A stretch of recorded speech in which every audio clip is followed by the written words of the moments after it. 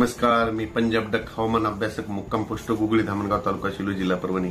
आज 22 ऑगस्ट आजपासूनचा उद्यापासूनचा नवीन हवामान अंदाज सर्व शेतकऱ्यांना सांगू इच्छितो की काय झालं राज्यामध्ये आता सगळ्यांचे सर्व शेतकऱ्यांचे मूग काढणीस आलेले, काही जणांचे उडीद काढणीस आलेले। तर सर्व शेतकरी बंधूंना एक सांगू इच्छितो की आता 10 दिवसाचं वातावरण कसं राहील। तर काय करा सर्व शेतकरी बंधूंनी, आता 31 तारखेला त्या महाराष्ट्रामध्ये पाऊस पडणार आहे आणि सगळीकडे पाऊस पडणार आहे, म्हणून ही अंदाज लक्षात घ्यायचा। मग सर्व शेतकऱ्यांना एक विनंती आहे की तुम्ही काय करा, म्हणजे 30 तारखेच्या तुम्ही तुमचे मूग काढून घ्या, कारण की 31 तारखेला राज्यात सगळीकडे पावसाला सुरुवात होणार आहे। 31 ऑगस्ट तसेच 1 सप्टेंबर 2-3 सप्टेंबर पर्यंत राज्यात सगळीकडे सर्वदूर पाऊस पडणार आहे, म्हणून हे देखील सर्व शेतकऱ्यांना अंदाज घ्यायचा।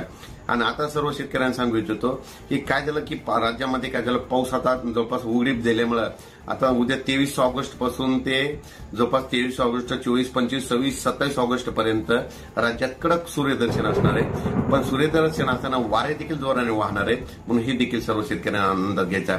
28 ऑगस्टला मात्र राज्यामध्ये काही भागामध्ये पाऊस पडणार आहे, तो पाऊस लातूर जिल्ह्याकडे, नांदेड जिल्ह्याकडे, विदर्भाकडे देखील असणार आहे, म्हणून हे देखील सर्व शेतकऱ्यांना अंदाज लक्षात घ्यायचा। पण सर्व शेतकऱ्यांनी एक माहिती सगळ्यांनी लक्षात ठेवायची, 31 तारखेच्या आतमध्ये 30 तारखेपर्यंत तुम्ही तुमची शेतीची कामे करून घ्या, पण कामे करून स्वतःच्या पिकाचे संरक्षण करायचे। आणि तसेच 28-29 ते दरम्यान राज्यामध्ये तुरळक भागात कुठंतरी म्हणजे जिल्ह्यामध्ये काही ठिकाणी म्हणजे एखाद्या गावात कुठंतरी पावसाचं आगमन होणार आहे, म्हणून हे देखील सर्व शेतकऱ्यांना अंदाज लक्षात द्यायचा।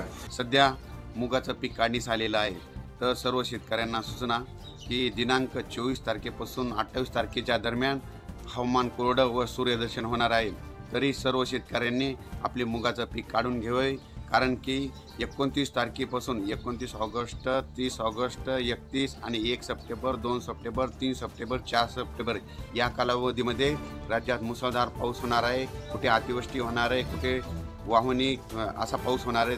सर्व शेतकऱ्यांनी सतर्क राहावे व आलेले पीक आपले या 24 ते 28